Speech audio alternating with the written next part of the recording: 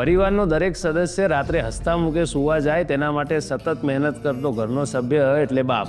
દરેક સંગીતકાર, કલાકાર, કવિ કે લેખકે મા ઉપર તો ઘણું લખ્યું છે, પરંતુ બાપનો સંઘર્ષ અને એની મહેનત ગઝલ કે કવિતાઓમાં વર્ણવી શકાય નથી. પોતે ફાટેલા કપડાં પહેરીને પણ ચલવી લે છે, પરંતુ પોતાના સંતાનોના કપડે કરચલી પડવા દેતો નથી. પોતે 45 ડિગ્રી તાપમાં પોતાની જાત બાળે છે, પરંતુ પોતાનો પરિવાર ટાઢકના છાંયડે સૂવે તેના માટે તે સતત દોડે છે, અને તો પણ તેના મોઢે થાક નથી.